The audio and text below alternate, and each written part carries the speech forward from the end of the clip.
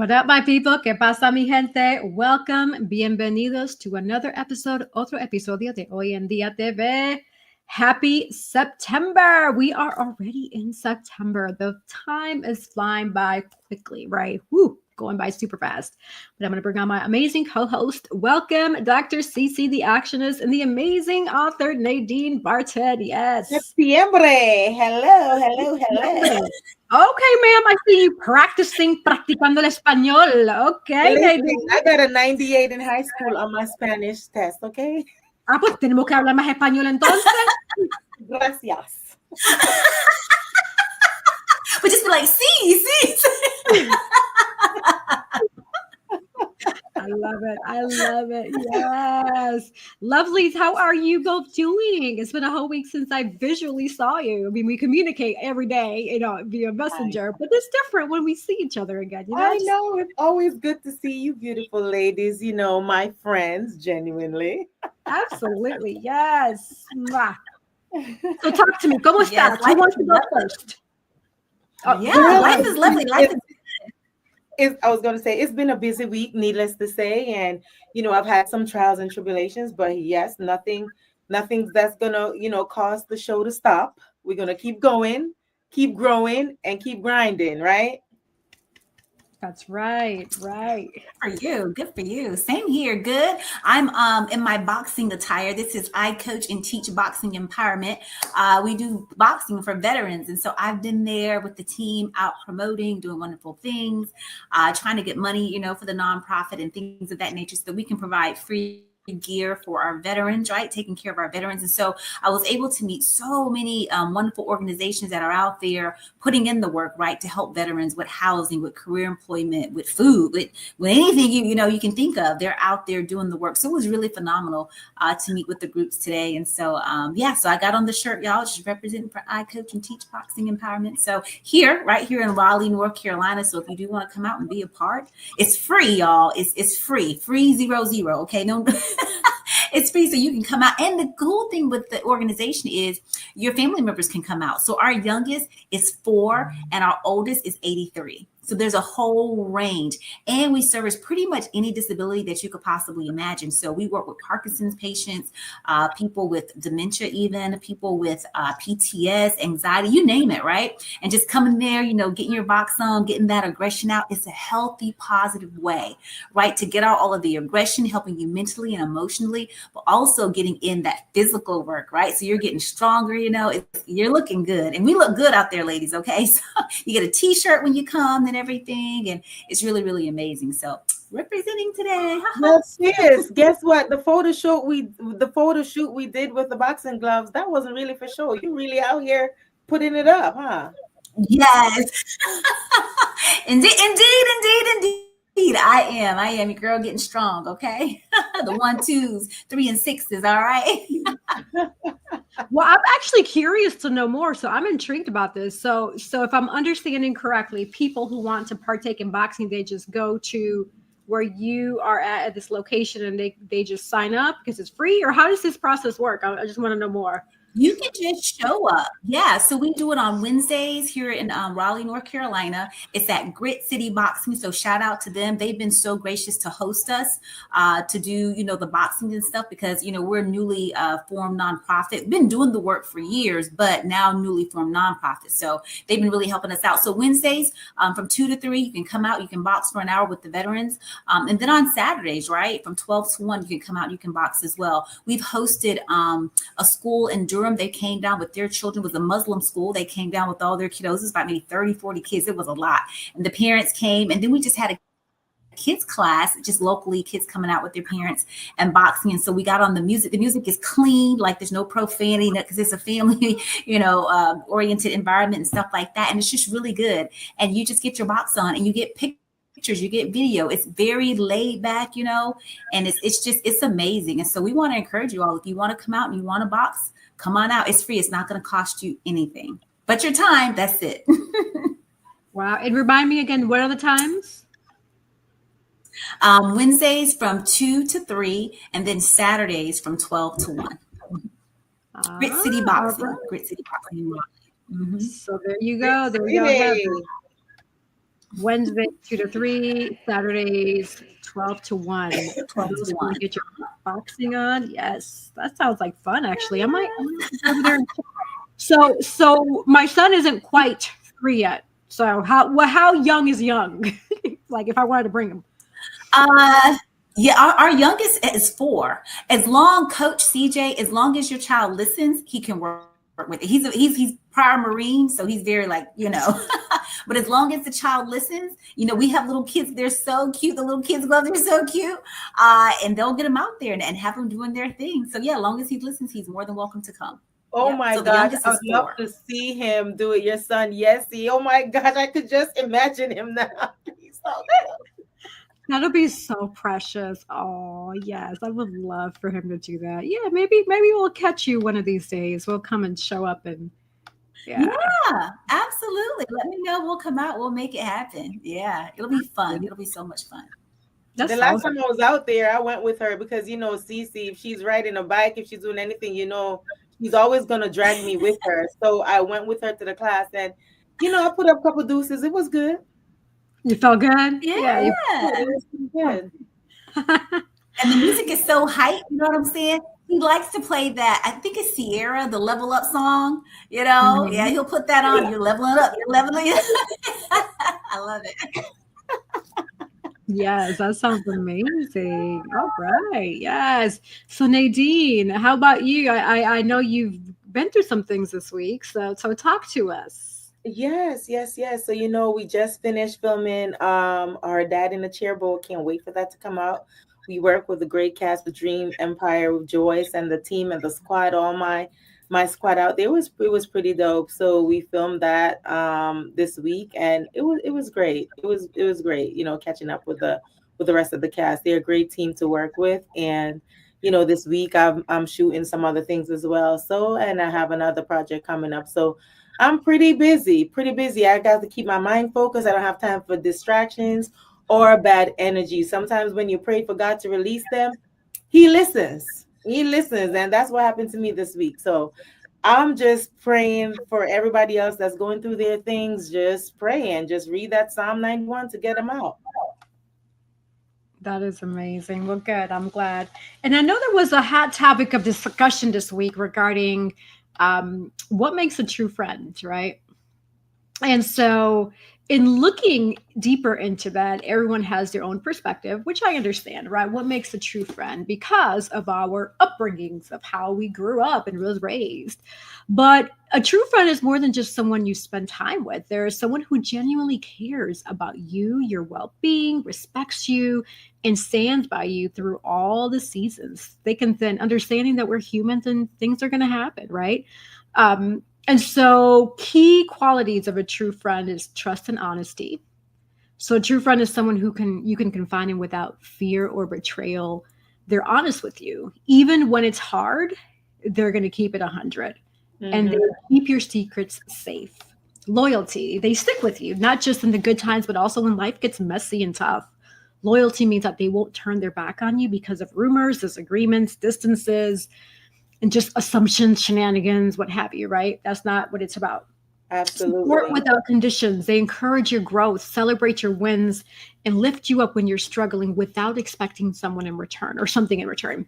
Mutual respect. They respect your boundaries, values, and being individual. You're your own unique person. Even if you disagree, they don't belittle or dismiss you. Because disagreements are going to happen. Again, we're all different. We all think differently, and that's okay. Right. Genuinely care. They check in on you. Remember the important details about your life and notice when something just feels a little off because they're truly paying attention to you. Acceptance. They accept you for who you are, flaws and all. So while still encouraging you to be the best version of yourself. And then balanced effort. Friendship is a two-way street.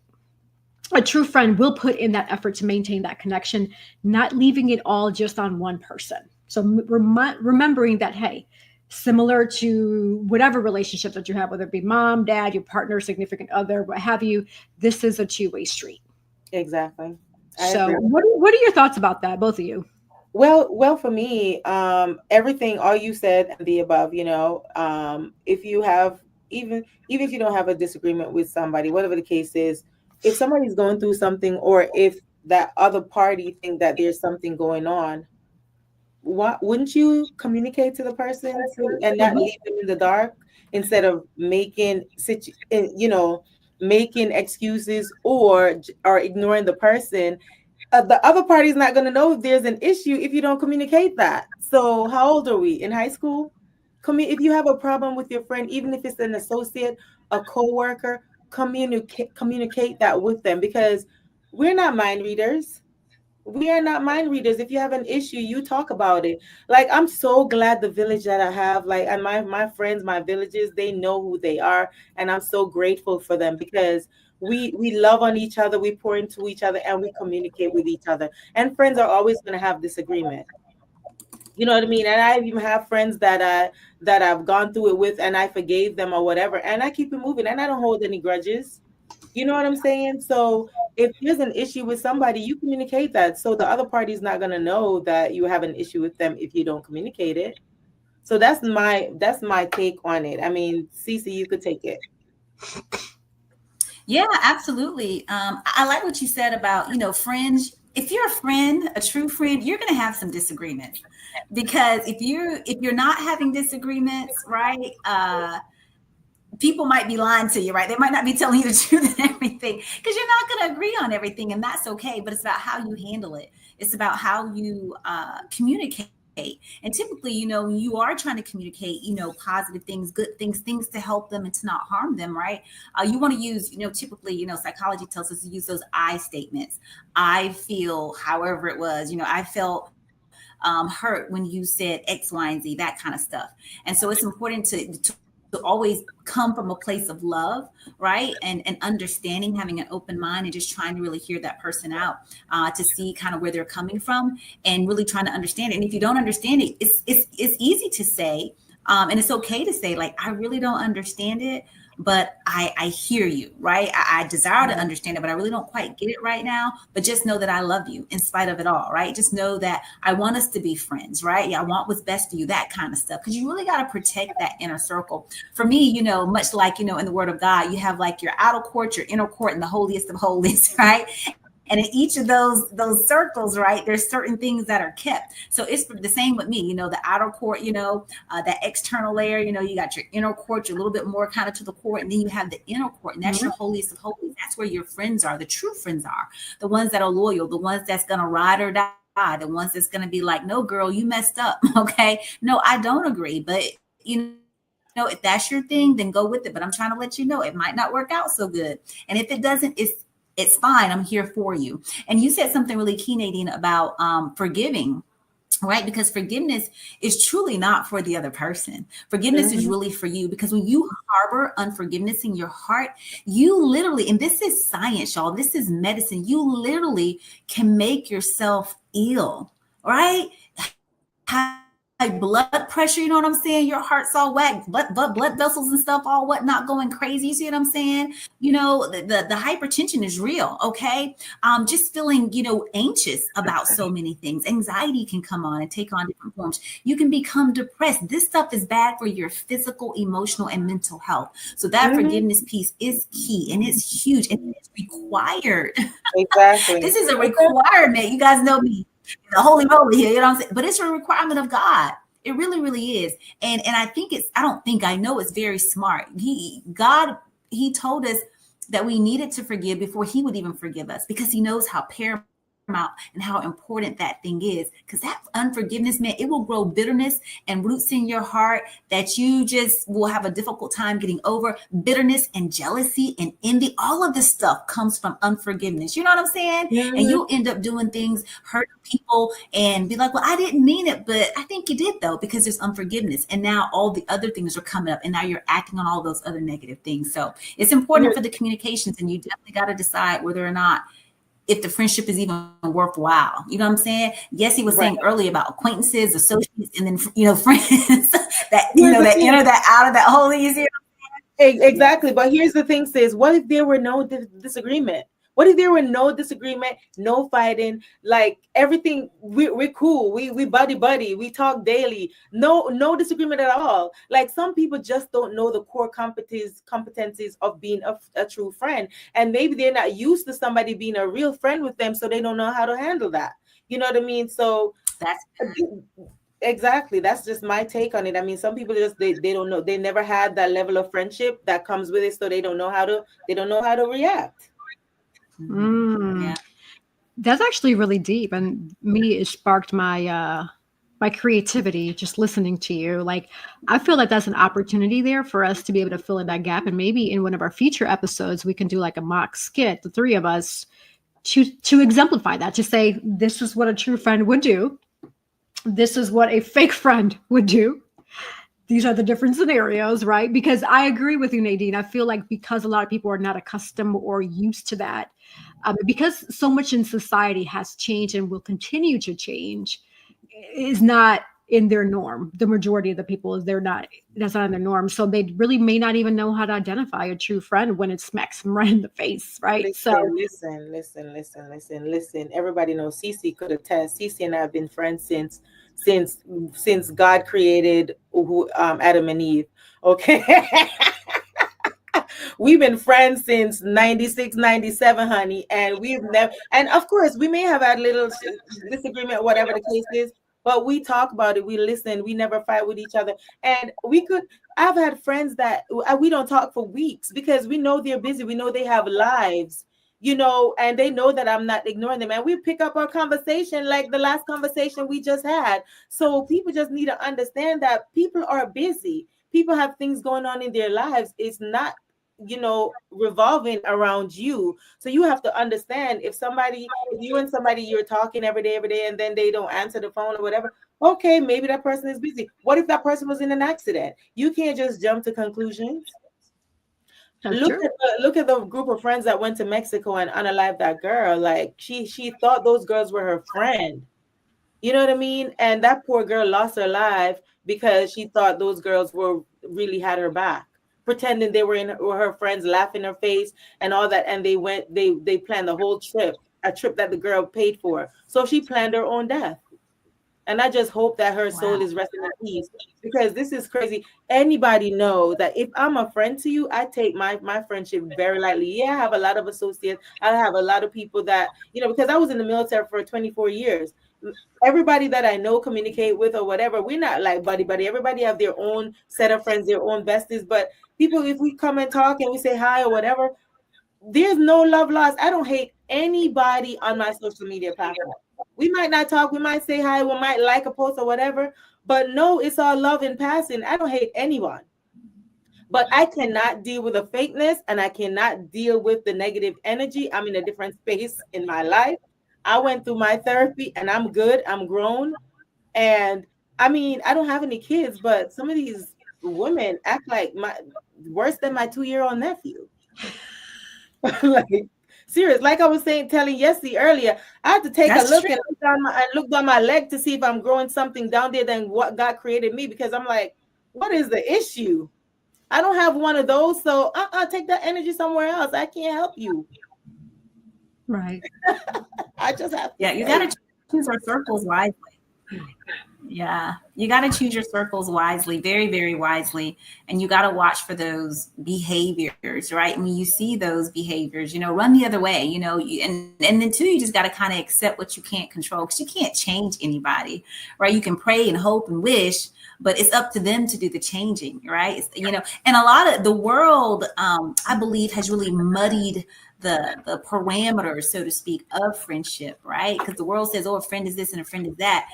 But the Bible truly tells us, right, a friend, right, they love at all times. That's what a friend is. That's what the word of God in Proverbs, the book of wisdom, tells us, that friends, they love at all times. And it says a brother is born for adversity, because, siblings and stuff, they fight. You know what I'm saying? It's up and down, but that friend, they're going to go to the test of time. You know what I'm saying? So real friends, they're going to be there in the good times, and not going to be there just when things are not just when they benefit from things and that type of stuff. So you got to really look at that. And then also friends, iron sharpens iron, praise God. You know what I'm saying? Iron sharpens iron. So that friend is going to be there to help sharpen you. So where you're weak in some areas and you need to kind of, step it up, that friend should be there to tell you like, hey sis, hey bro, you kind of messing up over in this area. I've had friends, Nadine's one of those friends, even in my marriage, right? Where I just was being a meanie to my husband. They was like, look, okay, not cool. Straighten it up.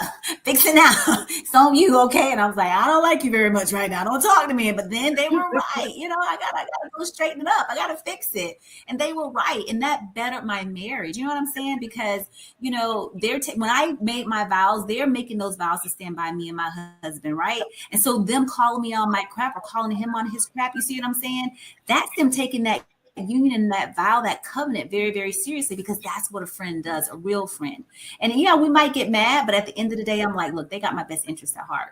And I gotta respect that. I gotta respect that, Yeah. Listen, they said, you know what? Hurt people. Maybe some of those people, they're not, healed from their childhood trauma. I mean, people go through things, but I've learned to give people grace.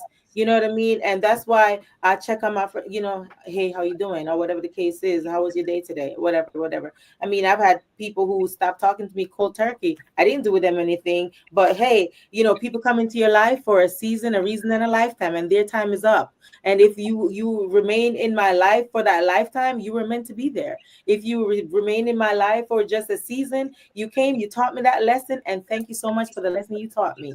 And I take that, I appreciate it, and I will grow with it. You know what I'm saying? Like it's just like the branches on the tree, like that analogy that they put out, like the tree, the roots, the branches. Which one are you? Are you the tree?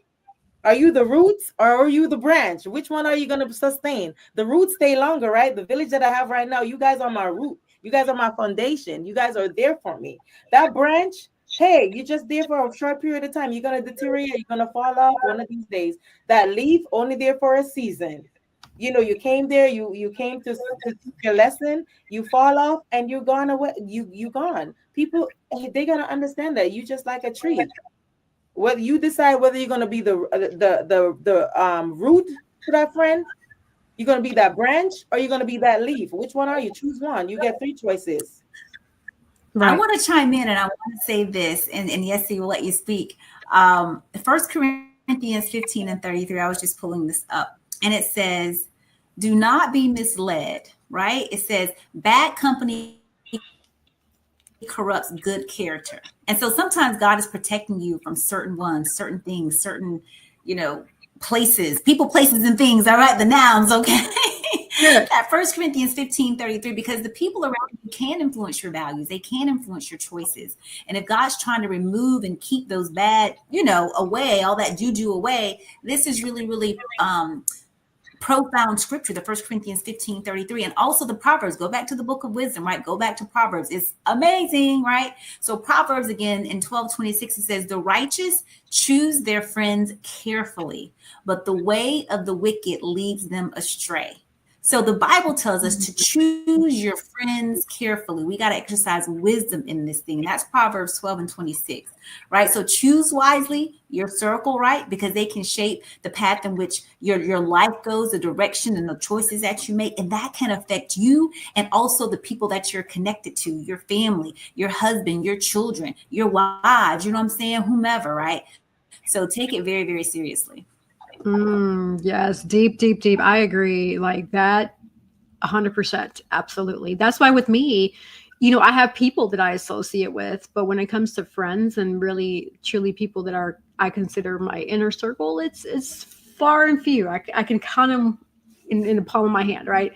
And so I was doing some research and I found that there is a thing called concentric circles, which is when it comes to relationship, people often fall into different layers of this concentric circle based on emotional closeness, trust, and shared life experiences. So this is going to be more of a food for thought for you all. So anybody listening and watching right now, this is where I'm going to challenge you to really think about everyone in your life and where I'm about to share with you these circles and where you feel they would fall. And would you agree or disagree to say, okay, if I have person A, I consider them here, but according to what Yessie is about to say, maybe they're not there, they're over here, So this is going to really help you gauge who you really truly consider a friend, a close friend, an acquaintance, etc. So One, inner circle, the ride or die friend, the chosen family, right?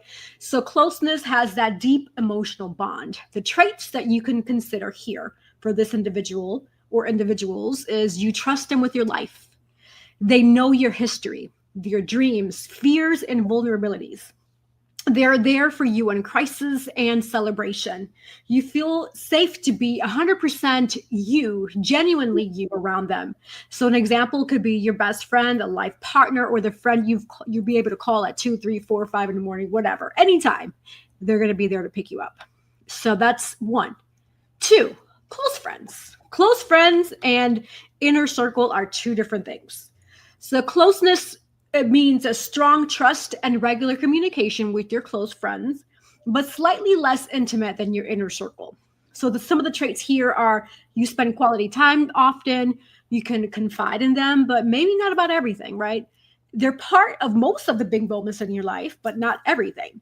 So longtime friends are an example, close coworkers to you who become like family.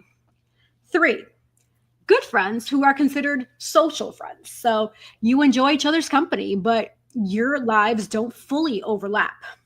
Traits, you hang out, celebrate birthdays, attend events together. You share personal stories, but with some boundaries, they might not be your first call to action in a crisis. So some examples is friends from sports, community groups, or even your neighbors. Casual friends is four, friendly acquaintances. So this one is positive relationship with a limited depth. Trait. You see them regularly in certain settings such as a gym, a work, a class, etc. Conversations are friendly but usually very surface level generic, right? You don't talk much outside of that shared environment. Five, acquaintances. Closeless, minimal connection. Traits. You know their name and their face. You exchange polite conversations when you cross paths. Interaction is very limited to shared spaces or chance meetings. Six, professional transactional connections. Closeness means based on a mutual benefit, not a personal bonding. So traits here, relationship exists for work or business, or are you networking, etc. You might get along well, but rarely interact outside of that context. And seven, the outer circle, familiar strangers, recognition without a real relationship. Trace, you've seen each other often, such as a small coffee shop, at the mall, commuting, etc. May nod or smile, but you really don't know each other. So I've shared a lot here. Food for thought. What are your thoughts about that? Listen, like, remember, meet the parents. Are you in that circle of trust? Yes, my village, they're in my circle of trust. You know, like my friends, my true friends, they have my brother's number, my mom's number. Sometimes Cece talk to my mom and I don't even know. Oh yeah, I did talk to your mom today. You know, they have my sister's number. If anything happened to me, they'll call my sister, call my family. I still have a best friend from high school. You know, and I do have friends, you know, they're just close with my family.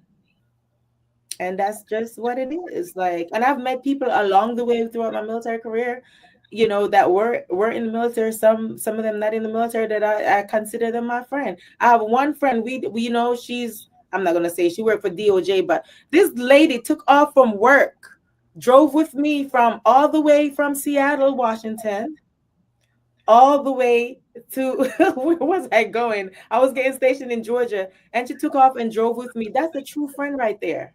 Oh yeah, So absolutely. on a road trip, we call our trip DOD because I was DOD and she's DOJ. We call it DOD and DOJ.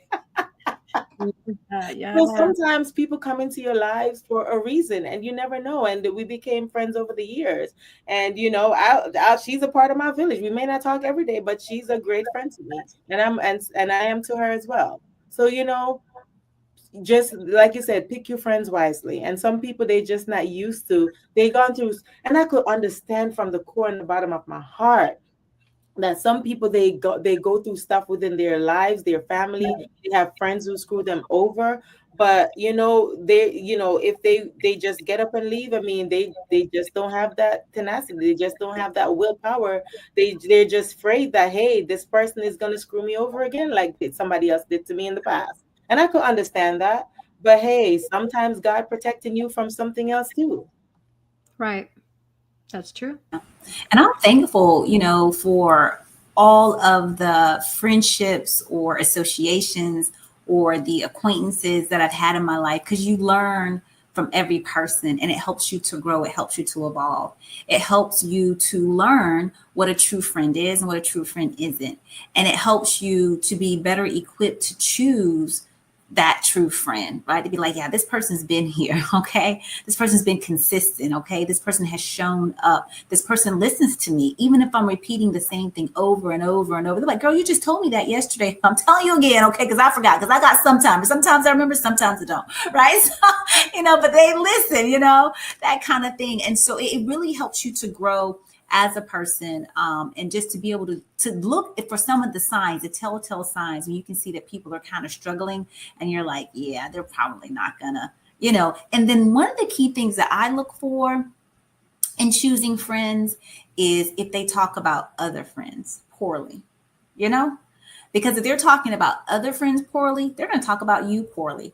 And I had a situation, this person that I did not want to be friends with this person. I really didn't. I really didn't want to be friends. But she befriended me. We became friends. We became close, all of these things. And it was a good reason that I didn't want to be friends with her. It always shows its colors. It rears its ugly head. But I learned so much from the relationship. You know what I'm saying? And from that, it made me better. It made me stronger. But what I did do, and I don't think that she expected this, she was talking about another one of our mutual close friends, right? This friend was closer to me than she was to the other young lady, but she was speaking badly about her. And I don't play that. So I said, stop. I said, no, we're not going to do that. I nipped it in the bud right there with her. I said, stop. You're not going to talk about this other person because she is my friend. And I told her, I said, as a matter of fact, I'm going to tell her what you said. Because I want, hey, I know that completely took her off guard. She was probably like, what? You going to do what? Yes, ma'am, because we're not going to do that.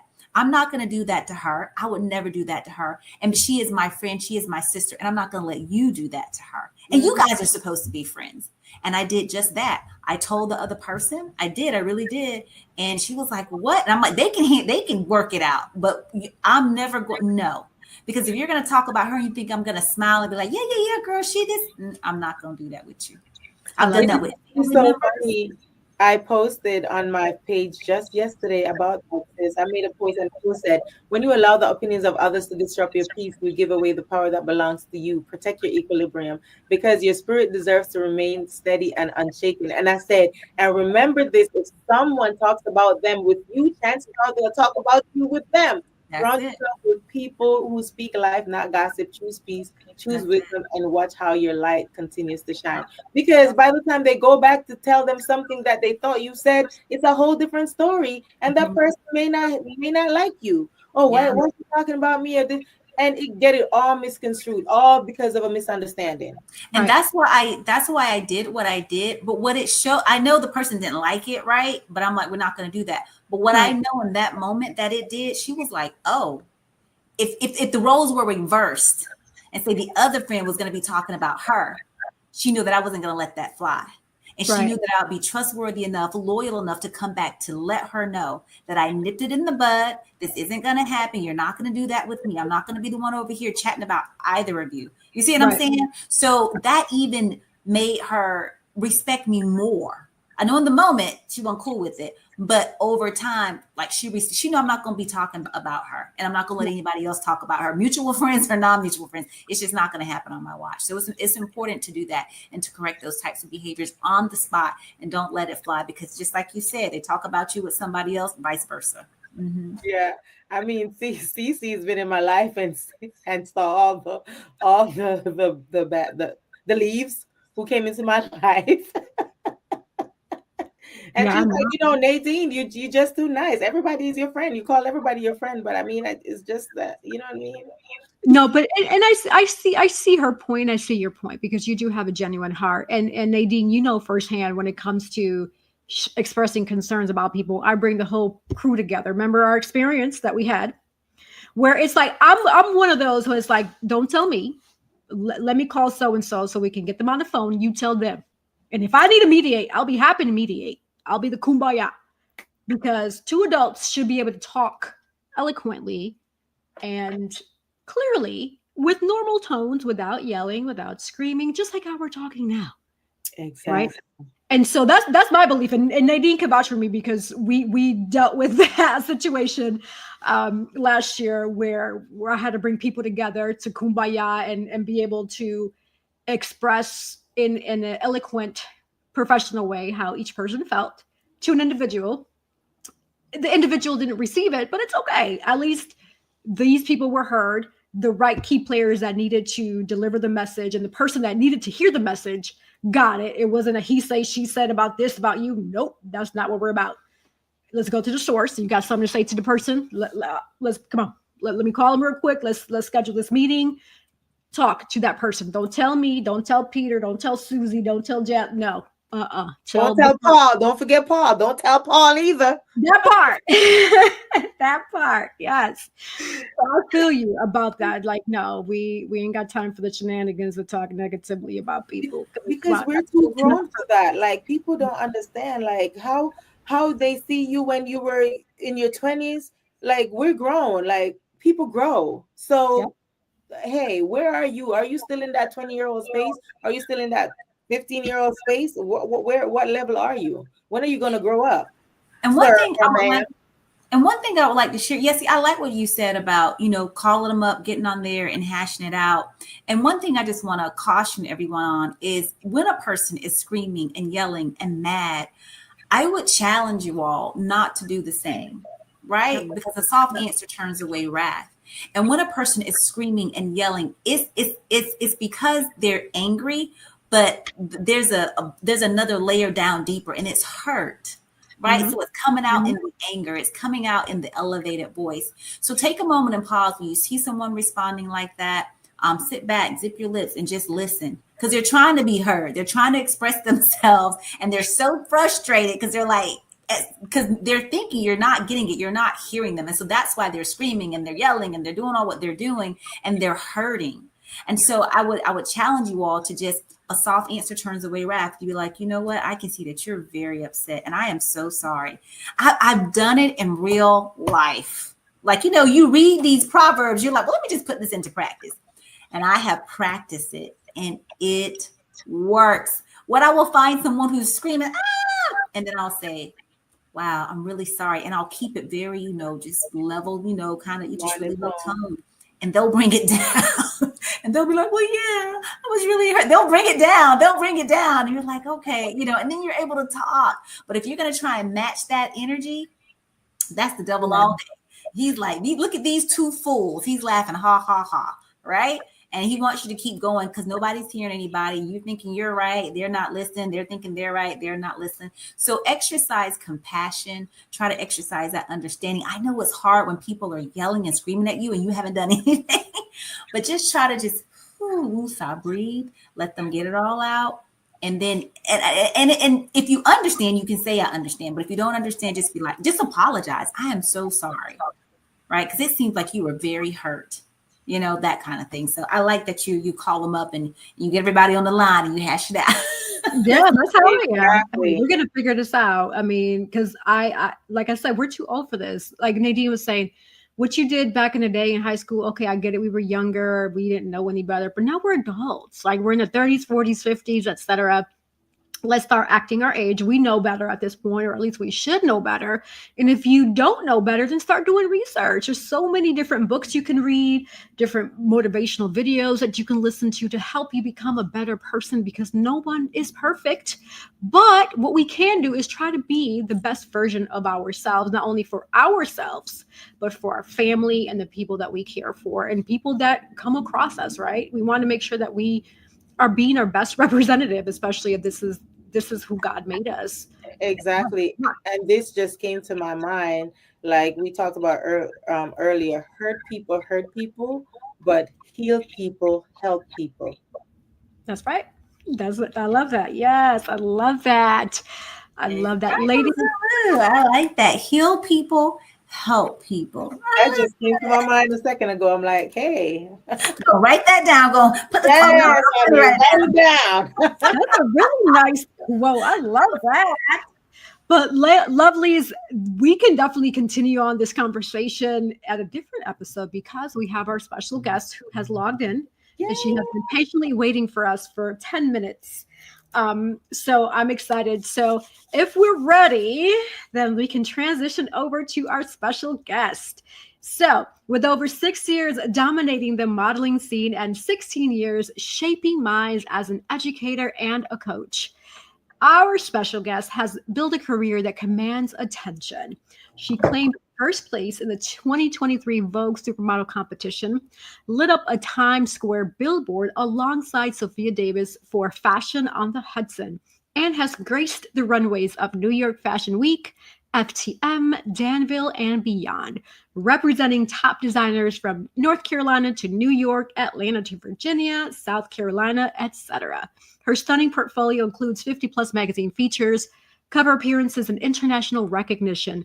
But beyond the lights and camera, our special guest is passionate about empowering the next generation of talent, teaching runway, posing, brand ambassadorship, and the business of fashion, paying for the mentorship that once shaped her journey.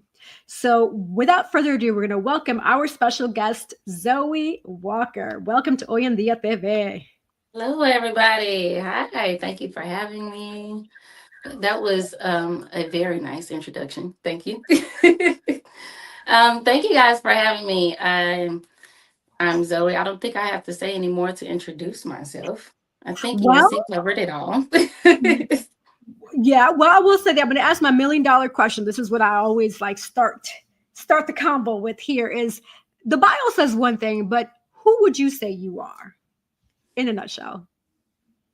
As a model or as a person? Overall, as both. Helpful. So I also teach. I'm a first grade teacher in addition to modeling. I'm a mom of a 16-year-old boy. I'm compassionate, I'm loyal, and most importantly, I love fashion. I love modeling. I love being able to help serve other people and give them the things that I was given in order to get to my position. I did not get to where I was by myself. I'm still growing. And I love to be able to pour out into other people so that they're able to grow as well, the people that want it, you know? And so that's my biggest, I think, helpful overall in a nutshell is Zoe. The trying to fix things. You know, how can I make things better? The pursuit of excellence. A saying that I also go by is that peace is in your feet. You have the power to walk away from or towards whatever does or does not serve your peace. And that's me. Peace. While, you know, what I want to talk about later is while things happen, you know, that can disrupt your peace, being able to think in that moment, when you're thinking about what to do next, is will this serve my peace? Is this something that I need to move forward with and walk towards, or is it something that I need to walk away from because it will not serve my peace? So, yeah, a little bit of Zoe in a nutshell. I love that. So what you said fits beautifully with our topic about friendship. So peace, keeping your peace and walking away. And I know that you have a really deep story that you're going to be sharing with us later on within our interview. But before we do get to that deeper section of the show, I want to ask you, you started modeling later in the game. So what motivated you to start only 6 years ago? Like what sparked that interest all of a sudden? That's a good question. I actually get that question a lot. So funny thing, growing up, I always wanted to be a professional model or a professional singer. And, you know, as we're little girls and young men, we're thinking, oh, I want to be a basketball player. I'm going to go to the NFL. You know, we have these big dreams and goals. And I did not know how to start it. Even once I graduated high school, I remember that I auditioned for America's Next Top Model, and I was a senior in high school. And I was like 2 inches too short. So they had stopped me right at the door. And like, I waited in this long line. I had all of my pictures and everything in order. And at that point, after that, I was like, well, I don't know. Like, what do I do now? They want tall people. I'm 5'7". And so yeah, so I kind of let the dream go a little bit. I looked at it as if it was a dream and that it was not reachable. I had my son. And then I was like, okay, well, now you got to be a mama. You know, you don't have time to be trying to, you got to pay bills. You got to feed your baby.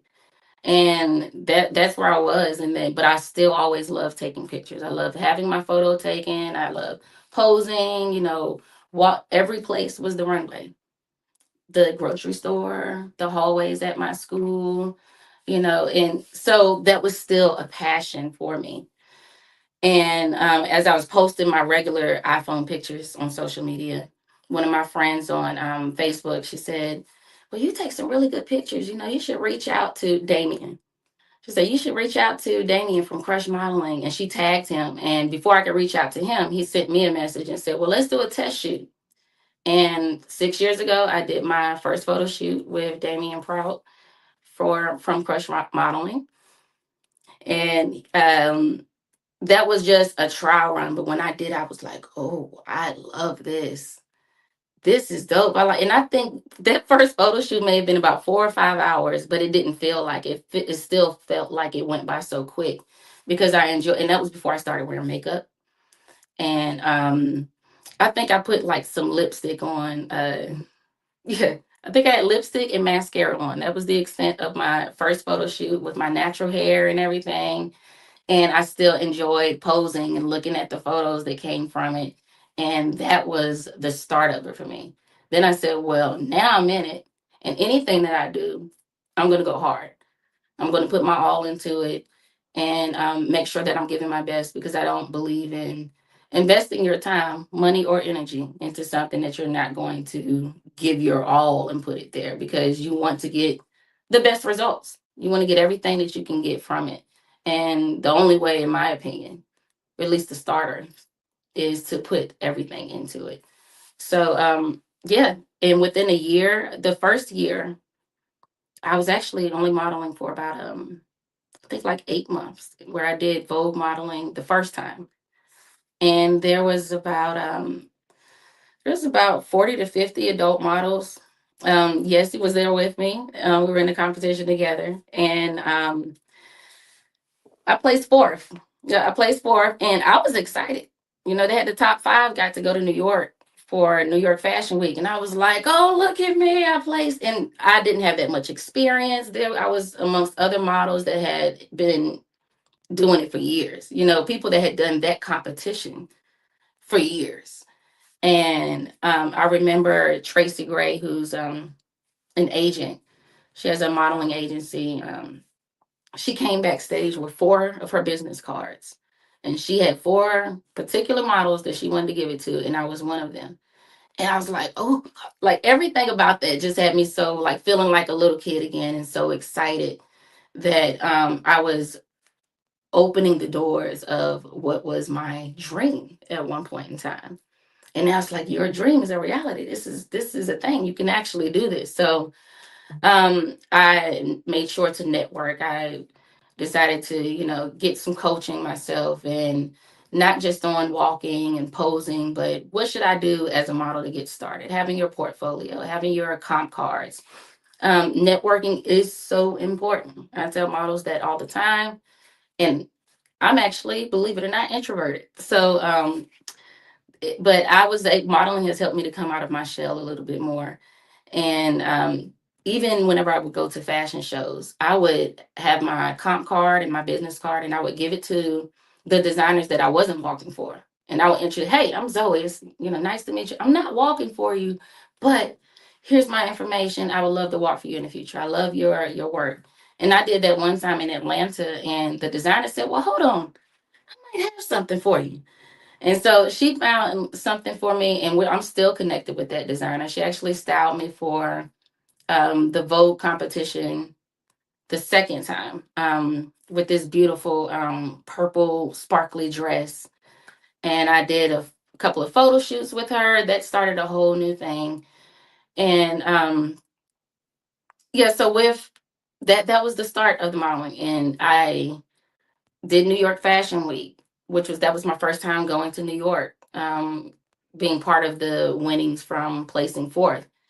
And I connected with Sofia Davis, which, got me back to New York a few more times. And New York now, it went from I've never been here before to, whoa, it's so many people, to wow, hey, we can go over here to go walk around the corner, go to Junior's and get our cheesecake. We knew the places and everything. And my son was there with me through everything.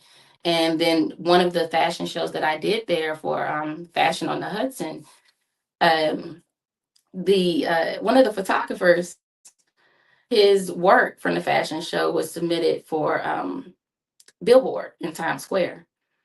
And that was my first billboard. And so overall, I have started. The question was asked, how did I start so late? And I'm so talkative. But yeah, so that is how I decided to get started late. I didn't know how to get started. And once I figured out how to get it, I was like, well, we got to go. We got to hit the ground running. And so now I'm still going, and I still want to pour into other models where we've started Powerhouse Workshop, so that we can be able to help other models and actors get their feet on the ground. And I feel like models need that. They need that foundation and simple model etiquette. It's not just a fierce walk or I take great pictures. How are you as a person and a professional? Oh yeah. I'm done with my long answer. Yeah, no, thank you. And I love that. You're very narrative. You're telling us the story. And I actually appreciate that. I love an individual guest who tells me the story and walks me through it, because I'm picturing it as you're sharing this with us. So thank you for that. So feel free to say as much as you want. That's a-okay. And I agree with you. Investment is important, regardless of what career or profession you are, and especially in the acting and modeling industry. So yes, absolutely. So ladies, if you all don't already know, Zoe is the one that I'm partnering with doing the Powerhouse, as she just mentioned. She is doing the modeling portion and I'm doing the acting portion. So yes, Powerhouse workshops. We will be talking about that later on. I have some other questions, but before I ask mine, I'm going to allow my co-hosts to ask their burning questions, because I'm sure they have some juicy questions they would like to ask. Yeah, I recognize the name Zoe. Congratulations on all your accomplishments. That's amazing. Thank you. So yeah, I think you did answer, like, one of the questions I was going to ask is, what advice would you give to aspiring models who want to follow in your footsteps? But you were answering a lot of those questions about the etiquette and, portfolio stuff like that. Yeah. Yeah, and I do want to piggyback on that. In addition to investing in yourself and getting training and and even runway training, even if you have a good runway walk, there's actually particular things that you have to have when the way that your foot is placed, the way your hands are placed, so the way you're posing, how long you're posing. So you can have a fierce walk, but you want to get training in all of that as well. Also, your social media is a virtual portfolio. And so you should always have a physical portfolio as a model, but you can have that virtual portfolio for those people that just happen to go to your page and they may be interested in you. And they're able to see what you've done, what you're capable of, instead of, going and seeing. And there's nothing wrong with having pictures with family and stuff, but you should have a separate page just for your modeling, so it can be that virtual portfolio, and then you can have family and all of your fun stuff and your friends on a personal page. Yeah, those are the biggest things. And networking. That is, I said that the first time, but definitely networking and just stepping out there and being okay with hearing no, but not just accepting that no. So being okay with, if you not being afraid, because a lot of people are afraid because they don't want to hear no. So don't be afraid to step out there and speak to whomever it is, audition for that show, whatever it is, step out there. And if you hear a no, okay, what can I do to be better? Let me go ahead and do better and let me try again. Maybe you can talk to that person. There's been times that I go and I talk to people, but what is it that, I could have done to be better on this part. Even when I placed fourth in the competition, what can I do to do better? And I did it again and I placed first. So yeah, just communicating with people, communicating and networking with people. I think that's all great.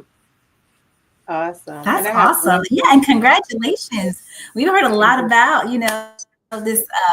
this team up dynamic duo coming up for the powerhouse, for the modeling, for the acting. I'm so excited. It's going to be totally amazing, right? What you guys are doing. I wanted to go back to the top model, right? Because you're in line, you're standing there for hours. You got all these beautiful people around you. So what was that like, just being in the line? Were you talking to the people like in front of you, behind you? Did the girls seem kind of catty? Because we've seen America's Top Model and it can be kind of vicious, right? With some of the girls. So what was it like just kind of standing in the line during that time? It actually wasn't too bad. They definitely weren't catty. And that was also, I was still a senior in high school, so that was still very much so introverted Zoe. And so I think like I may have talked to a couple of people, but I'm very observant. And so I was more so looking around like, okay, we got this competition. Everybody was tall. So that's one thing I would say. It seemed like everybody, even without heels on, were so tall. And it was pretty intense at first. And at that time, America's Next Top Model was like a very popular show. And everyone wanted to be a part of it. And yeah, that was but they had a height thing like right at the door before you go to actually see the pre-judges. And then you had the judges. But if you got in front of that height thing and you were not the height requirement, then they said you're not tall enough. And that was what. So we stood in there for hours, and it was hot. But I wouldn't take it away because I think that's when I started to realize that I do want to do this. I started to have a hint of it, and other than that was the second time outside of as a little girl, and it being a dream. So now that you've been on the runway, you've won the competitions, did you find some of the cattiness, pettiness, jealousy? Now you're winning these things. What was it like that? Behind stage, the stuff that we don't see on the runway. Because when you guys come out on the runway, we see the beauty, the glam, the glitz, and all of that. So what is it like behind stage, and even working with the designers? Because I went to a modeling thing. It was fun. I was totally out of my element, but it was fun. And just seeing some of the designers that were there, some of them were very commanding in a nice way. I'll put that. Very commanding, like, do this and do that. But Nadine can share with you the young lady that was there. So what is it like behind stage? So you do have some designers, especially in New York, because they're very direct. And even Sofia Davis, while she is very sweet, she knows exactly what she wants. And so with Sofia, she's like, I don't like your hair like that. Or, she may, Sofia is very personal with her garments. So if it's a dress or whatever, she's fluffing up each model individually and making sure that they are perfect from head to toe. I have seen a lot of cattiness between models, a lot. And as I was saying earlier, the pieces in my feet. So I have not personally been involved in any of the cattiness and stuff, but I've seen, it's crazy. It's like a reality show sometimes, with the drama that models can have. But at the end of the day, the main focus, I'm like, what's your end game? What are we here for? Okay, we're here for a fashion show. We're here for a photo shoot. We're here for an audition. And I have also seen some producers that have been not consistent. I'll say that, where they set a standard, or they say what their standard is from the beginning, and further into the show or through auditions, you notice that the same standard is not for everyone. I've been a part of fashion shows where we've had to practice till like 2 a.m. A lot of times a fashion show may start at like 6, 7, and the models that have to be there at like like 8, 9 o'clock in the morning because you're getting hair and you're getting makeup. and you're doing last minute fittings with the designer. And so backstage can definitely get chaotic. I mean, you guys have no idea. Like if you're on the outside in the audience of a fashion show and oh, beautiful dress, you're taking pictures, they got the music, the model is fierce, but then the model gets off the stage and then like they're throwing their heels off quick because their feet hurt. And hand me my fan because it's hot.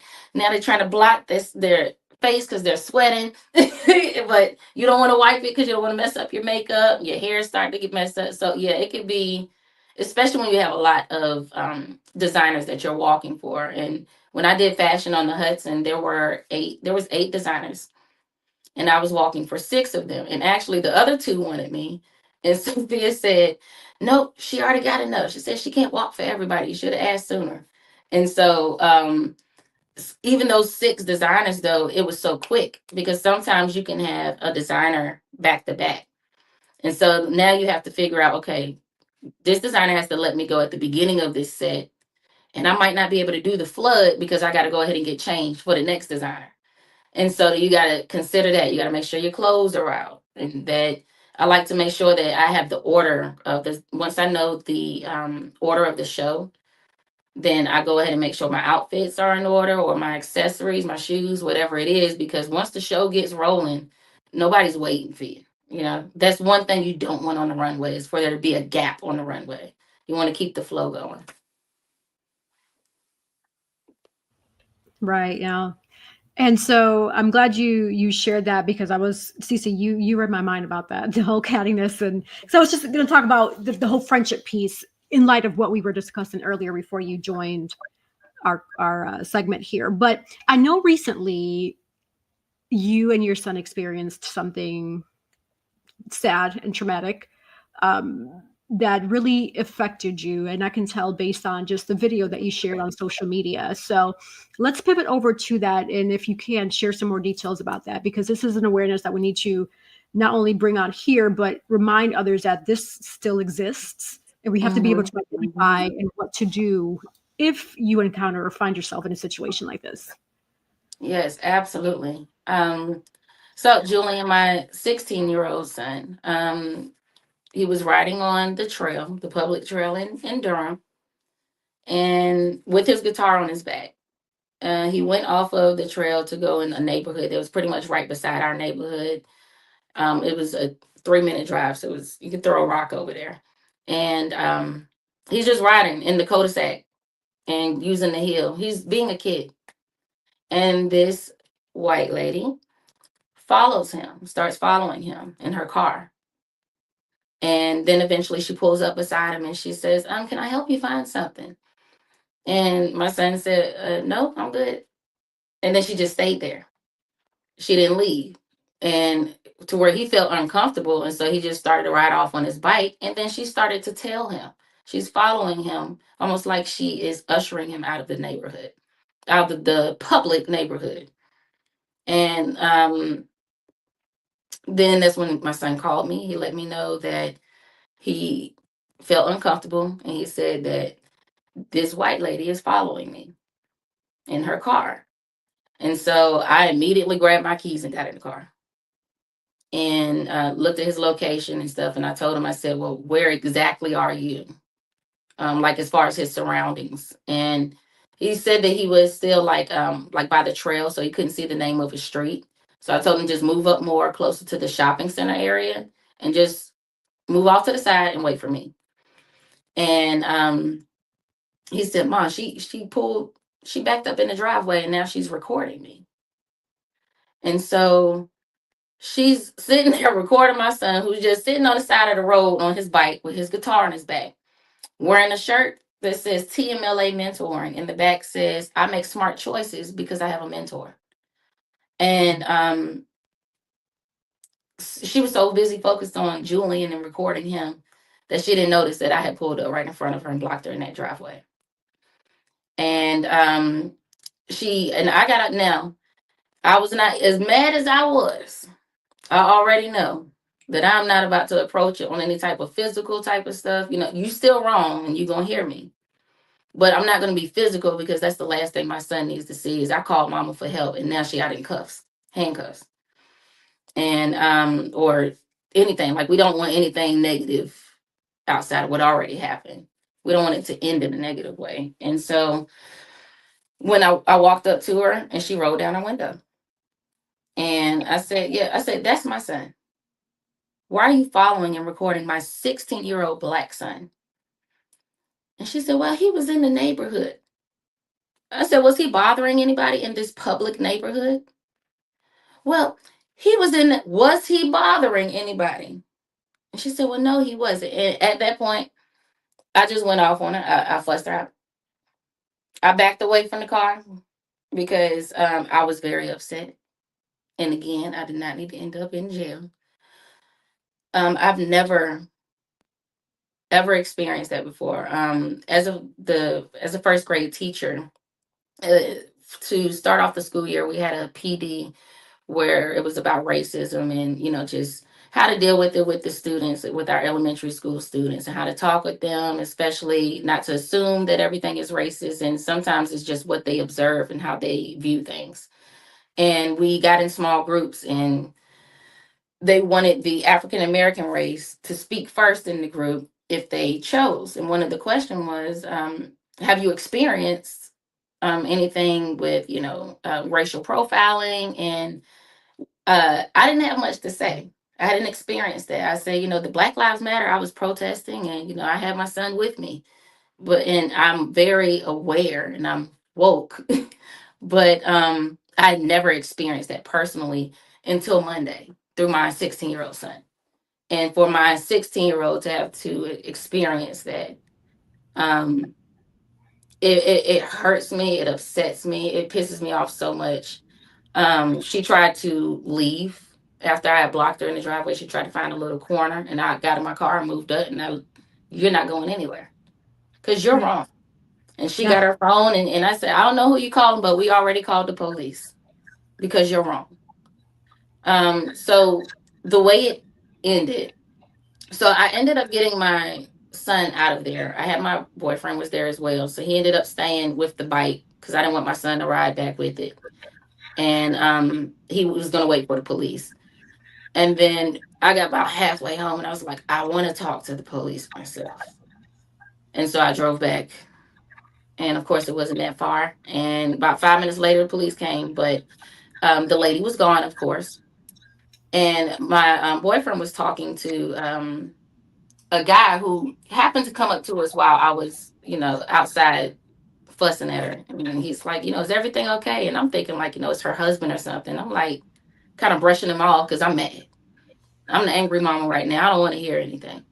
And so when I came back and I saw that my boyfriend was talking to this guy, I'm like, what are you doing talking to this man? And come to find out, this man witnessed this lady telling my son. He was walking his dog. And so that's why he came to check on us, because he saw her following him. And I'm like, I wish I had known I wouldn't have been such a butthole. I would have said, can you stay so you could talk to the police? And I didn't say anything mean to him. I wasn't, but I just wasn't I didn't want to talk to him. I wasn't very friendly either. And so yeah, the police came, and she lives on the street that she was telling Julian on. And from the looks of her car, she also had 2 children in the back seat, by the way. And that was one of the things I said. I said, you are teaching these children that it's okay. And that is the problem. It's generational. All of the deep slavery and, where, we had restrictions as for the color of our skin. And it's not that anymore, but because things like this happen, and you do it in front of your children, you teach your children that, your children hear you talk like that, then they do it. Then they teach their kids. And it keeps going. So it's not as bad. But to me, it's still horrible. It doesn't matter how bad it is. Right. That is so wrong. And anyone that knows Julian knows that he is sweet. He's sweet. He's well-mannered. I mean, he's also introverted. He plays the guitar, self-taught. He does good in school, well in school. He's into mentoring. He's a junior in high school, already trying to figure out what college he's going to go to. He loves to travel. Like, Julian has never bothered anyone. He's never done anything wrong. And it pisses me off that he's looked at as a threat, or like there's, and I can't even say it's a threat because of the fact that she had those children in the car. Because if she thought he was a threat, she wouldn't have been following him. And so it's just like riding your bike in a public neighborhood is not a crime. It's pretty much our neighborhood. It's not a crime. Riding with your guitar is not a crime. What is a crime is her harassment. Right. Completely unacceptable. And that is why I decided, and I normally use my social media, as I told you guys earlier, for my modeling. I've never posted anything outside of that. Maybe a picture of Julie in here or there, but to make a whole video, and I've been plastering her face all on social media because I want justice. At this point, I want her to be fired from her job at a school, at Excelsior Classical Academy in Durham, as an occupational therapist. And she's around children. And this is how she treated my child. And all I keep thinking about, those kids in her back seat. What if I got in my car and your kids were just riding in the neighborhood, in their neighborhood, by themselves, minding their business? You know, Julian goes on the trail almost every day. You know, he just thinking it's a regular day. What if your kids are doing it and I just got in my car and started following them and recording them? How would that make you feel? How would your kids feel? And people don't think about that. And instead of, if you felt like he was doing something wrong, instead of calling the police, you decided to be the police, or try to. And so, yeah, the police said that they would talk to her. It was two officers. They were both white. One was older, one was younger, male. And the older officer said, you know, I've been doing this for 15 years and I've never seen anything like this before. And he said, it's absolutely wrong. It's unacceptable. You know, they said that they would go and talk to her. Excuse me. They said that they would go and talk to her. And I gave them her license plate number, which I have recorded that. But at the moment, I was like, okay, you know, they agree with me. They're going to talk. And then afterwards, I still was not satisfied because, well, when are you going to get back to me? And then I'm like, I almost want to be like, can I go with you to talk to her? So now I am looking at tomorrow is what I'm going to go tomorrow to file harassment and a temporary restraining order. I want to hit her wherever I can hit her without putting my hands on her. That's great. Yeah. Thank you for sharing. Wild. Right. I'm sorry that your son went through this. Like, that's devastating. It's just listening to your story and being a parent. That's heartbreaking. So first off, I want to say thank you for sharing this.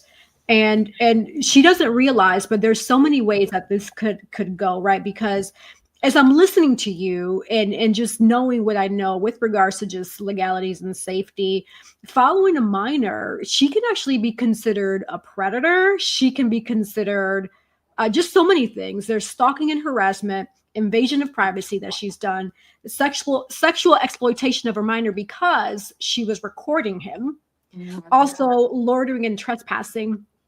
So there's just so many things that she could be hit with, and she just realize that. And so for the audience and listeners, just be mindful of that as well.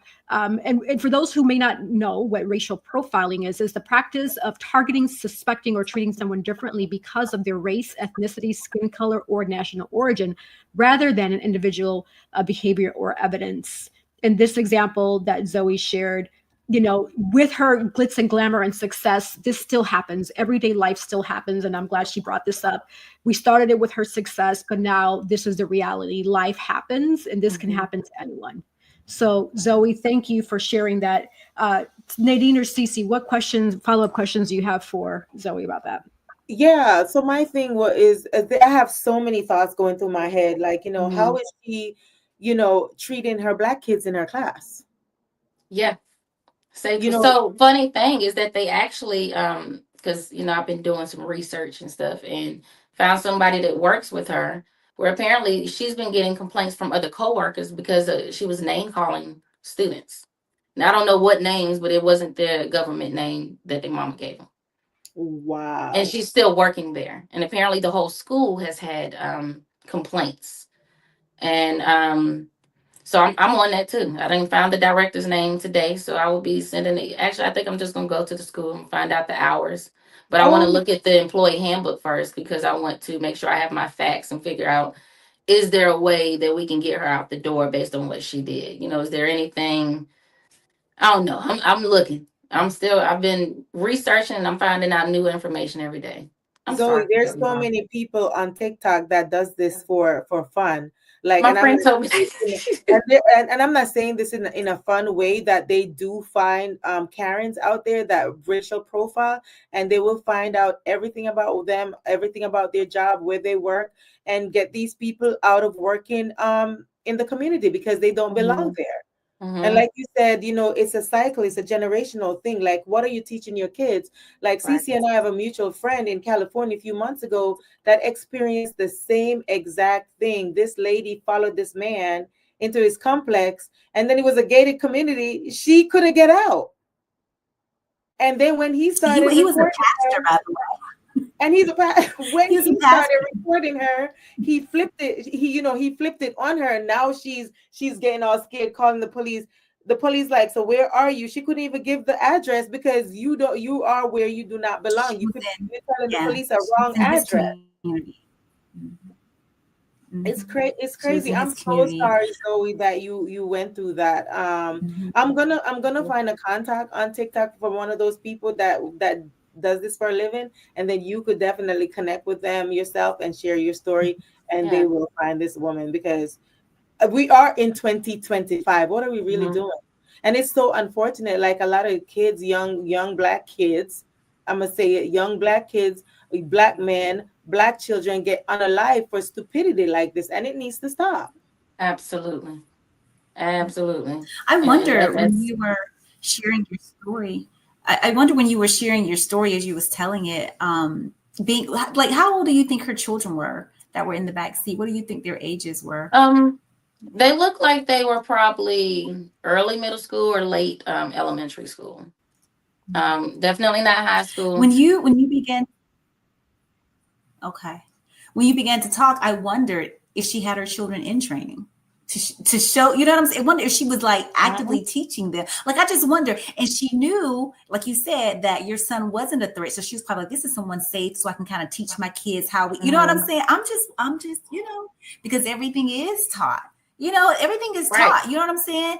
What's Each one teach one. You know what I'm saying? So maybe that was just like, oh, we're gonna, this is a prime opportunity. I've been waiting for this moment in time. And here's this young Mhm. kid. He's no threat to me. He has a guitar on his back, for crying out loud. He has on a really positive shirt. I got my kids in the back. Okay, now it's time to teach them. You just never know. Mhm. And that's what Mhm. kind of just popped into my mind, right? Maybe she was training her children because she is a racist. Yeah.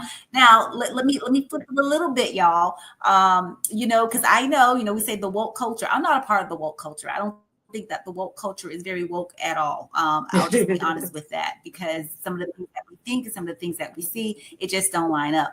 So Yeah. typically, right, in these types of situations, right, things like this happen. This is the world that we live in, and we do have to be that voice to speak up and to speak out to change these things. So I want to ask you this question, Zoe, because I know sometimes, well, not sometimes, as a mom, we're going to come out that bear.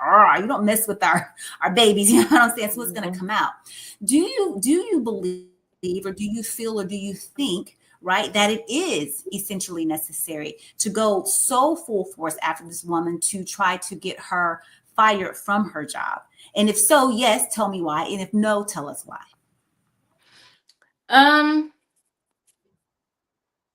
the angry mom in me says yes. And why? Because she harassed my son. And as I said earlier, I want to attack her in any way that I can and make sure that she feels me, because my son felt very uncomfortable. He felt unsafe. He hasn't been on the trail since then.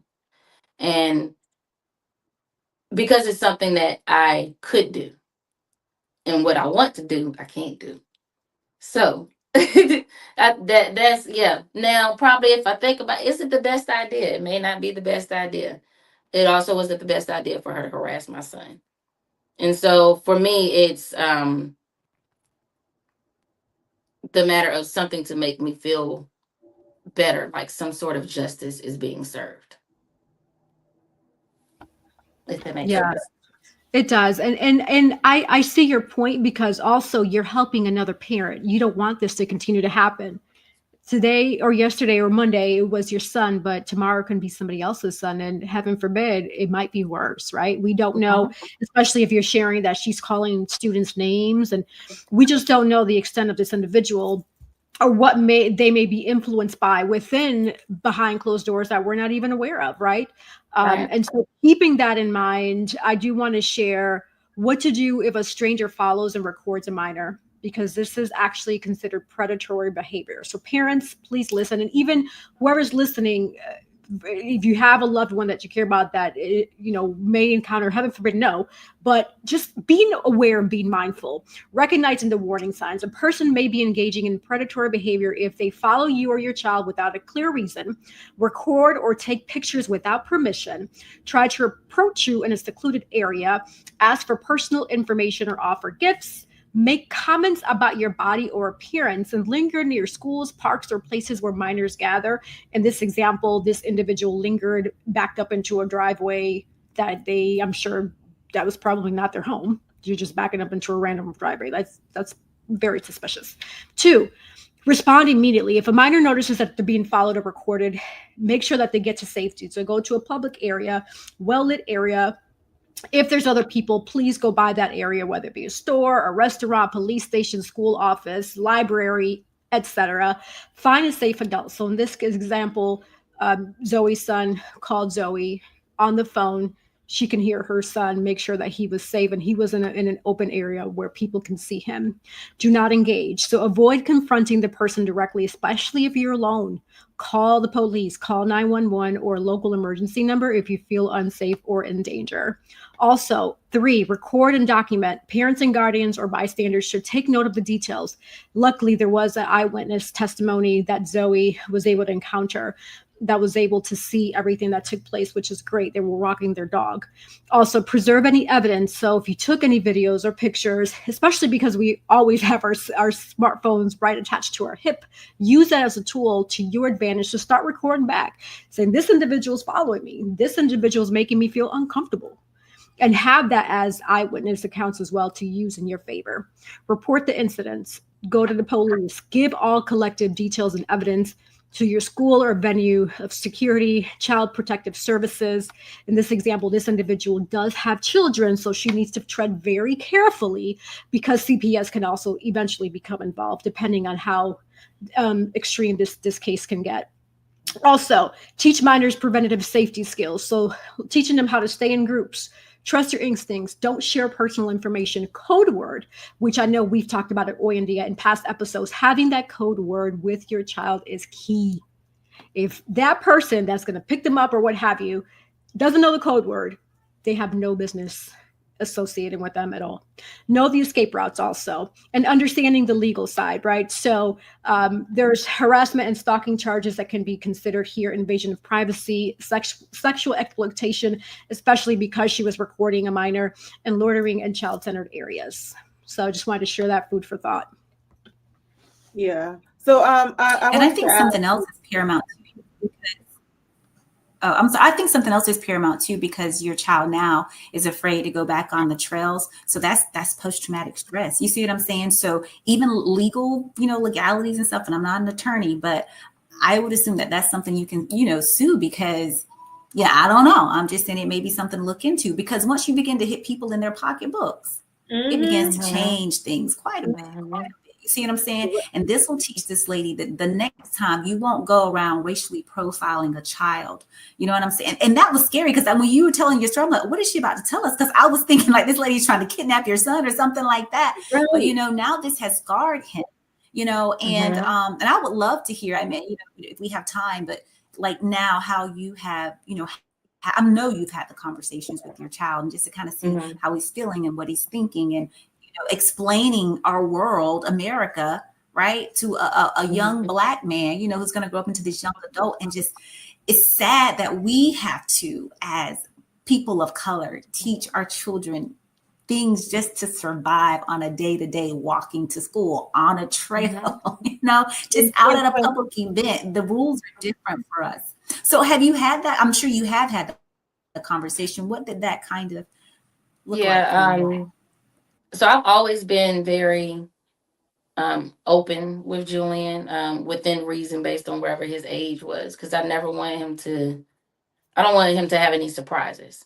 So even with the Black Lives Matter movement, as I told y'all, he was protesting with me. I mean, I show him different videos and make sure to educate him on the history of racism and different people that have experienced racism and how it went down, what happened after the fact. And not just protesting for George Floyd and all of the our Black lives during that time, but telling him the stories about it.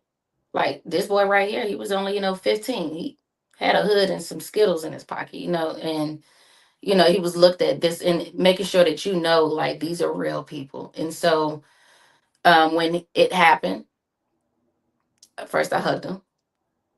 And he doesn't like hugging me because he's 16, but he hugged me back. And we hugged for a while, and I asked him, how did he feel? How did that make you feel? And he said, well, I wasn't afraid or anything, because, I wasn't afraid of her because she had the kids in there, and, I didn't think she was going to hurt me.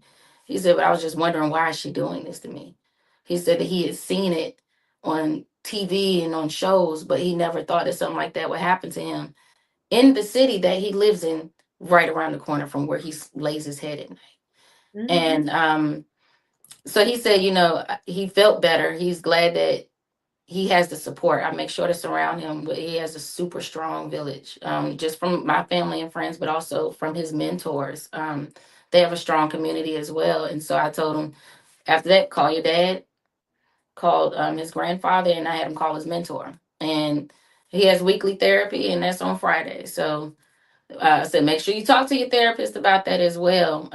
But I make sure to always see, like, not just tell you, oh, you could have done this better. And I also told him, you did a good job. You did a good job by calling me.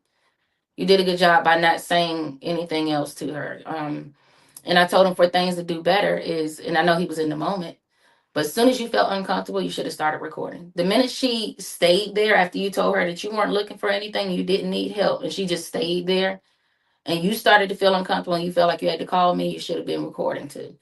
And, but again, we've never been in that situation before. And we always talk about often how we would handle situations. And we've never been in it before. And then it just happens. And then everything that you said you were going to do, or maybe not everything, but some of those things, you're not going to do it because you're in the moment. And so, I just make sure to keep on educating him, keep teaching him, this is the stuff that you do. And I also let him know, unfortunately, son, stuff like this is going to keep on happening. And that's why I got to bring awareness to it, even more awareness to it, to this particular situation. Because, it's been a thing for the longest. But I have to make sure that he knows, because one day he's going to be a big grown man and mama not going to be there to just ride around the corner. And this was a white lady with 2 kids in the back who was afraid. By the time, I was talking to her, her hand was shaking and stuff. And I don't care about you shaking now. But what if it was a guy that had no fear? Or one of those ladies who like to be all up in people's face and hitting them and stuff. And we've seen video recordings of that. What if it was that type of situation? What if he tried to ride away and she tried to hit him with her car?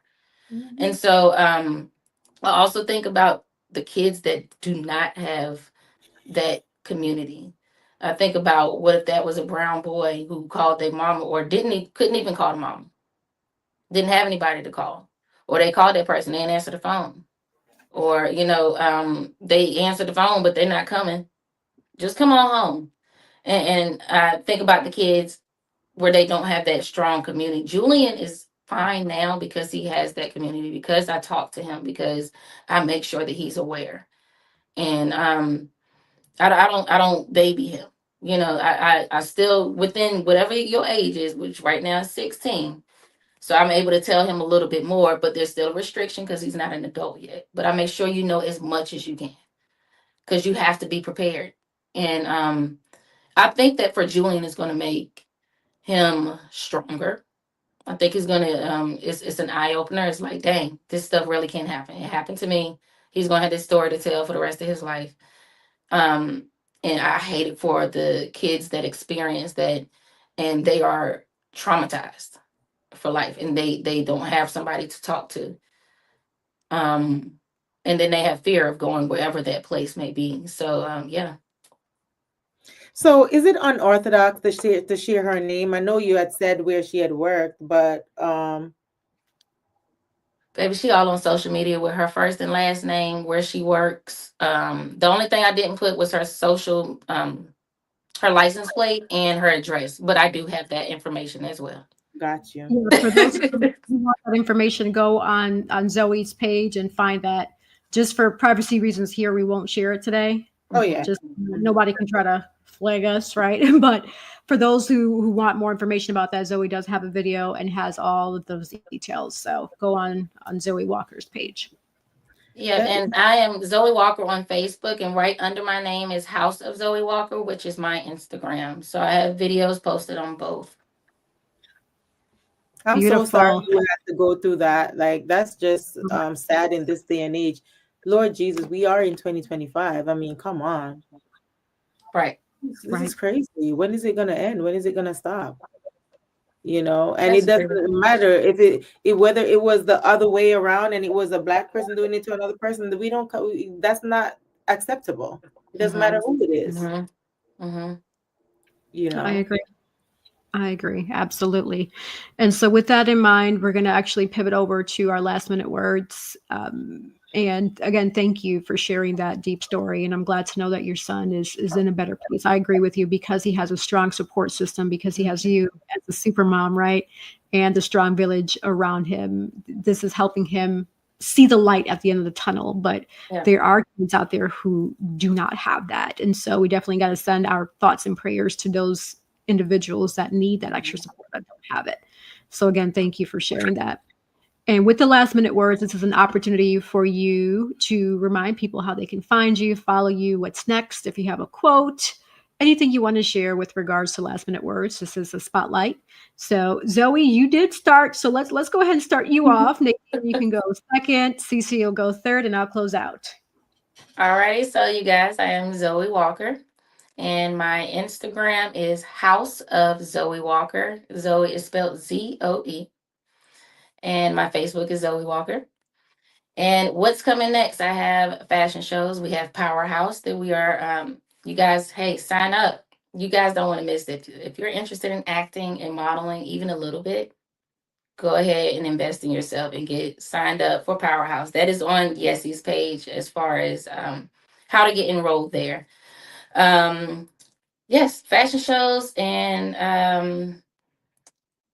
I'm teaching a lot right now. And I also started a unicorn tutoring, and so I officially have my LLC.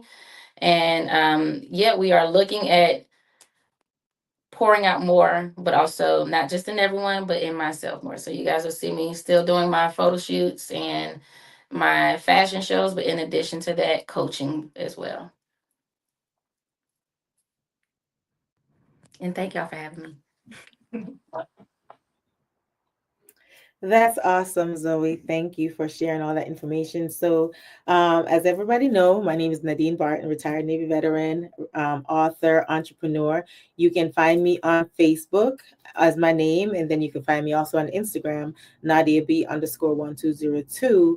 And also on two of my web pages, www.cabzenzah.com, or my name, NadineBarton.com, where you could see all of my books are on Amazon. And I also like to share that, despite all the stuff that we talked about earlier with friendship and all these other things, they say life is 10% of what happened to you and 90% of how you react. Just like Zoe said, you could have reacted in a different way, and thank God you gave that lady some grace and it didn't go the way that some people would want it to go. So kudos to you on that as well. And for me, and I said my little piece there, but my new saying that I said earlier, hurt people, and heal people will help people. So remember that. Hallelujah. And on over to you, Cece. I love it. Hallelujah. I love it. I love it. Yes. Thank you, Zoe, for being on. Thank you for shedding light and being so brave.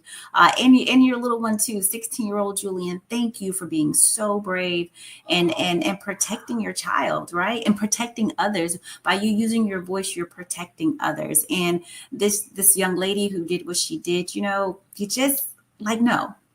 No, you can't do that. You can't do that. And we're speaking out. She's a mother, so she knows how that goes. You want to protect your children. But hey, I'm Sandra, the Actions with Inspire for Purpose and Girls with Gigs. And so you can find me at any one of those titles, girlswithgigs.com or inspireforpurpose.com. Also our nonprofit Extended Hands Worldwide Ministry.com.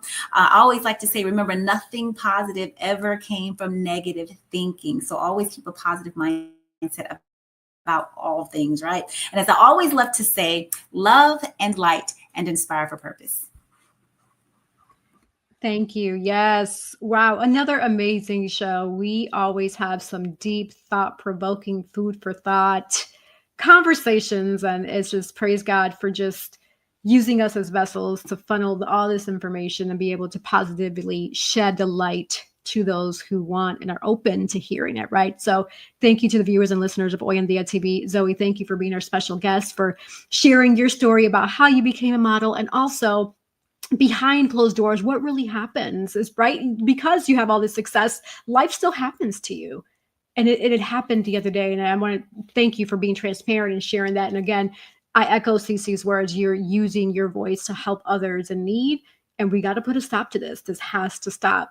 So, I mean, it's one thing to read about it, see it, on TV, but when you actually experience it, that's very different. It hits very, very differently. So with that in mind, I'm going to go ahead and pivot over to the sponsors. So shout out to the sponsors, Nadine Barton and CC, the Actionist. Also, we have Nadine's Travel Oasis, Collective Wear, Divine Beauty and Accessories. We will be right back. Don't go anywhere. Dream, explore, discover with Nadine's Travel Oasis. Your next adventure is just a booking away. From breathtaking beaches to vibrant cityscapes, we handle the details so you can make the memories. Luxury, leisure, or last-minute getaways, we've got you covered. Book today and let Nadine's Travel Oasis take you places. Sponsored by Collective Wear. Available at www.yessierodriguez.com/shop and myrod-enterprise.com/shop.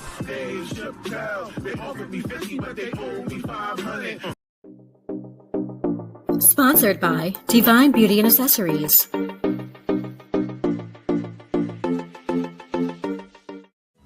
Watch Hoy En Día TV, Thursday, 7:30 p.m. From the moment that I put this Cab Zenza on my skin, it feels most amazing. As you can see, it has your skin glistening, it's moisturizing, and it's very, very, very, very yummy. You too should get Cab Zenza. Luxurious. Are you ready to slay the scene and the runway?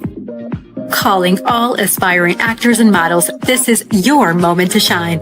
Join our Powerhouse Acting and Modeling Beginners Workshop starting September 8th at 7 p.m. and unlock the confidence, skills, and presence you need to dominate the stage, runway, and the camera. Learn from industry pros, hands-on modeling and acting experience. Build your portfolio to craft, perfect for beginners. Limited spots available. Registration is now open.